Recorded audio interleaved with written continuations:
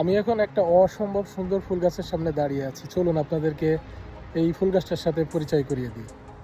আপনারা আমার সামনে যে ফুল গাছটি দেখছেন এটাকে ক্রাব অ্যাপল বলে, অনেকে জাপানিজ ক্রাব অ্যাপলও বলে। মজার বিষয় হচ্ছে এটা স্কটল্যান্ডের ন্যাশনাল ট্রি। এটা সাধারণত আপনার স্প্রিং ব্লজমের জন্য অধিকাংশ জায়গায় লাগানো হয়। এটাতে ছোট ছোট অ্যাপেলের মতো ফলও হয়, যেটা খাওয়া যায়, যেটাতে জ্যাম, জেলি এই টাইপের জিনিসও বানায় কিছু কিছু জায়গায়।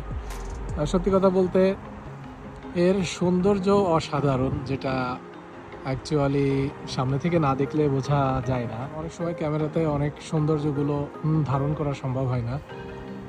এবং এটা শুরুর দিকে থাকে অনেকটা রেড বা অনেকটা এরকম যেটা দেখছেন। আস্তে আস্তে এই রেডিশ ভাবটা যেতে যেতে ফুলের সময়টা যখন শেষ হয়ে আসে তখন এইরকম সাদা হয়ে যায় ফুলগুলো, এবং কিছুদিন পরে এটা ঝরে যাবে, থাকবে। এদিকে আরেকটা গাছ আছে যেটা আমি যদি কাছে যাই, যে দেখেন এটাতে মিক্সড একটা কন্ডিশন আছে, যে এটা যে এখন হয়তো ফুটবে, যে কুড়ি মতো আছে এটা, আর এগুলো ফুটে গেছে, এই যে সাদা হয়ে গেছে।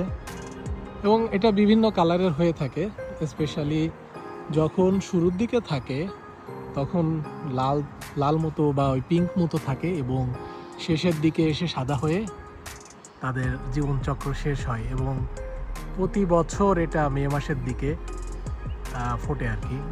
স্পেশালি আমি যেহেতু কানাডাতে আছি, কানাডাতে এটা এই সময় স্প্রিং ব্লজমে এই ফুলগুলো সাধারণত ফুটে থাকে।